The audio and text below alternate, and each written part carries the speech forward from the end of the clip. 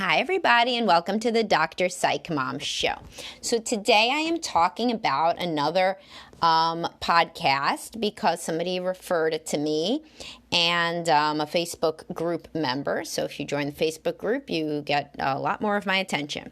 And I sometimes listen to stuff that you recommend, although I really find it hard to listen to podcasts. You guys really have my deep respect for listening to this one because I can't get through these goddamn things at all. So before I get, though, to this one, which is about sexual yes spaces or whatever, you should definitely subscribe. The most recent one was the benefits of having sex when you're not already feeling close. And if you think that's a crazy idea, then it is the podcast for you. Okay, so there's this podcast called Bare Marriage, which is Christian women. I am obviously not a Christian podcaster, therapist, anything. I don't know much about these women. I know that it's a Christian podcast, but it's supposed to counter these evangelical teachings that men are superior to women. So, all right, fine, I agree. Men are not superior to women, and certainly men should not force women into any sort of subjugation, whether that's sexual or otherwise. The problem comes when some of these ideas, so you're going in opposition to something bad, fine, but then you could swing so far on the other end that's not so good either, and it gets kind of extreme on the end of that. Men are to have basically no say in the sex life, kind of, and so that's not good either. So I was trying to find one that I would agree with and that I would understand, because some of it was the titles I didn't even understand were biblical references, etc. One of them was about sexual yes spaces. So is sex a yes space for men? And then the woman makes an allusion about the Montessori school, and kids should have a place where they don't get told no, and so they can go around and play with whatever they want and touch whatever they want. And then I thought it was going to go to, and this is what sex should be like, No, it went to, this is what men think of sex as, and this is what these male authors that are writing these Christian marriage books say that sex should be for men, and it should not, in fact, be like that at all. And so then she makes this analogy where, this is something where she said that there was this guy, this male Christian author who's writing about how women should be good sexual partners to men, and he says that an erotic thing to do in a hand job is to use your makeup brush to brush his balls, right? And so then she and the other woman get very upset about this, and they do have somewhat of they're joking a little bit, but mostly they're very upset because it's expensive, your makeup brush, and it's your thing, and you shouldn't have to use it if you don't want to on his stuff, and you could get a staph infection in your eye, and you shouldn't touch his dirty genitals with your makeup brush, and they weren't kidding about that part. They were upset that even the woman's things should be used for the man because his pleasure somehow comes first in all these domains, and sex is this yes space where she can't say no to him, and it went very far afield from anything I have ever seen. Now, if any of you guys that are listening are evangelical Christians where you believe that the man should always get exactly what he wants in bed, 100%, doesn't matter what's happening, and she can never say no, and you are in charge, and this is your dominion, and it's a yes space. I have never met a man like that. It is certainly possible that the men that are in these situations with these sex lives where it is all yes space, well, certainly they fucking don't need any therapy, I guess, because they are very happy men. But I don't see wives like that either. It is, of course, certainly very possible that I am so secular, based on how much I curse, alone they wouldn't want to come in, that I have never encountered such a person, This seems not real because I do work with a lot of Christian couples that, in fact, are coming in because they are so sexually repressed in the bedroom. The wife says no to everything, usually is why they're coming in. And some people have rejected then some of the religion, but some are still Christian. And they're coming in and they're still talking to me. But it is, of course, possible that and probable that these people are the ones who are less adherent to whatever Christian principles and mores they are, just by definition. They're more open-minded definitionally because they're coming into me.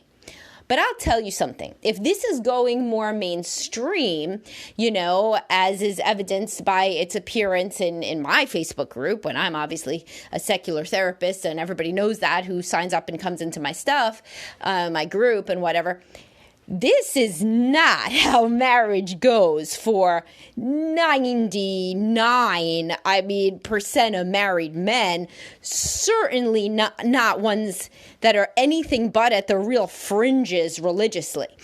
The idea of sex being a yes space for men is like preposterous. I mean, the idea that a woman would do anything she doesn't want to do in bed for the majority of people that I interact with is just a preposterous thought, And so, yes, if it is incredibly culturally different, and it seems like it really is, and there are these evangelical men that are forcing their wives into sex, terrible, that's real bad, get out of that however you can. And if those women have no idea that they can possibly have any rights in the bedroom, they certainly haven't been exposed to my stuff. Hope they do get exposed to my stuff and to this bare marriage thing. So this bare marriage thing seems to be a rescue system for very, very extreme cases where women believe that they have to be dominated by their husband in the bedroom to please God. I don't see any of those people. In fact, what I see when people recount these things to me are that they were always told that sex was bad and then never much told anything after that. And so kind of sex was bad. Then they got married. They knew they were supposed to have sex, but one or both of them were incredibly repressed, and it was very hard to do. And the woman says no to everything. So the women that don't feel like they can say no, they may be in abusive relationships, they may be at the very extremes of these cultures, but they are nowhere near the mainstream of what I see, which is that women constantly say no. So we don't want to swing, of course, if this stuff is now made mainstream. What I fear is that then the idea of sex being a yes space for men and women, which I very much think it should be in a healthy marriage, is now not there and is thought of as bad. Sex should be a yes space for both men and women. I talk about this all the time. Coming from a place of yes instead of no, saying yes to things, being open-minded. I talk all the time around open-minded, which is the same thing as a yes space, And I say this about all aspects of the marriage. And I have a post titled, if you want your wife to be more open-minded in the bedroom, try being more open-minded outside of the bedroom. But like a lot of this stuff is, it's about like women where the men, it's painting men very bad. And it sounds like they've had some very bad experiences with some men in this extreme version of the religion where the men think that they have to be super dominant. I don't see any of these men, they're saying that these men don't care if the women orgasm. I've not seen a man who doesn't care if the women orgasm. They are like riding their whole self-esteem on whether the woman orgasms. Like being a guy who can get the woman off is considered like the number one thing. I posted something on Facebook about how you could switch the order of operations so that the man gets off first sometimes because that could arouse the woman. And like all of these guys came out of the woodwork to say I was wrong. No shock, everybody has an opinion, but none of them said the woman shouldn't have an orgasm. I mean, most of them were like, oh, well, that's not how we do it. She always comes first. I always make sure she comes first. She always comes first. A real man always makes sure she comes first. So, I mean, even in porn porn is terrible, right? For married sex, teaches you nothing good. But the reality is, even in porn, the idea is that the woman is coming. So, like, it's not like men don't like that. The idea is that she's coming. Yeah, she comes within 30 seconds of penetration max, and it's bullshit. But men like that. Yes, average, healthy men want the woman to enjoy sex. They want, they certainly want to explore, but they also want the woman to enjoy herself. I mean, this podcast was like, it reminds me of Fair Play, and go back and listen to my Fair Play podcast. And it mentioned equal, like over and over and over.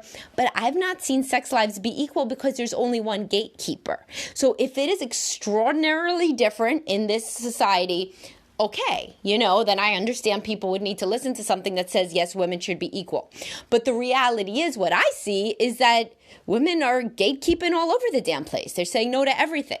They certainly don't need to be told not to use their makeup brush on his testicles if they don't want to. Most women are like, yeah, fuck no way. And you know what? You know what I think? It's just a makeup brush. If you said to a guy, yeah, buy a different makeup brush to put it on your testicles, most guys would run out in 3 seconds to do that if that was some way that they wanted to explore. So if this is mostly directed to extremely religious people that act as people did multiple generations ago, fine. But if it's becoming more mainstream, then it is perpetuating this idea of men as extremely, selfish and insensitive, when the reality is I don't see most men get their desires even given a nod in the bedroom. It's pretty much just only what the woman does, what wants to do, only when she wants to do it, and anything else she just says no to. And that isn't a good marriage either. Not on either side. I think sex should be a yes space for men and women. Like, there's the idea of sex being, fun. And when everything is thought of as like, it has to be like even Steven, then it's not going to be fun. It's not going to be, it's not going to be giving. It's not generous, good giving and game, as Dan Savage says, GGG. And they talk down about this Christian marriage author, who I'm sure is terrible in whatever way. I mean, like it's not my domain. So I mean, if everybody thinks like some big Christian male old marriage book writer is big anti-feminist, I mean, it tracks that he probably is. Who knows? But the reality is that, if he's saying that she should give her husband a nice hand job, why is that bad? Like, all right, so that's one opinion. He's a man, and maybe he's a big anti-feminist. Maybe that's the entire thing of being a Christian, but not any kind of Christian, but this sort of evangelical Christian. But either way, is it so bad that she would give him a hand job? I mean, I don't think it's so terrible. Is it so bad that she would use a silk scarf? That's another one they didn't like. They said that they should have used a pocket square. They said men have soft things also. And so using the woman's silk scarf to rub on him instead of his pocket square, like what century are we in? Who has a pocket square? I don't know anybody with a pocket square. So I mean, it was just so like, I don't know, like, like the Fair Play thing, like dividing it so very strictly, like the woman's stuff is her stuff and she should never ever have anything, forced into her domain. She shouldn't even use a silk scarf if she doesn't want to. She should find his pocket square. Or, and this was serious, he should go to the fabric store. He should go to the fabric store to go buy fabric. Like they have clothes around, they have like it was something really weird, about this idea that like he should have to go out specifically. They gave the examples of the dollar store and the fabric store. He should go to the dollar store to get a makeup brush and the fabric store to get a piece of fabric. Like like as though like there's no Amazon or something. Like it was almost like to humiliate him. You know what I mean? Like he would have to go to the dollar store to get like a makeup brush because his exciting hand job should only be worth $1. I don't know. It's like strange. So, and then they of course said that like oral sex is more important for women. Like men should go down on women more than women should go down on men because frequently women need that to get off, but men can get off anyway, which is wrong. You know, I mean, a lot of men have trouble getting off, especially as they get older. And also oral sex is not the only way. There's also your hand too.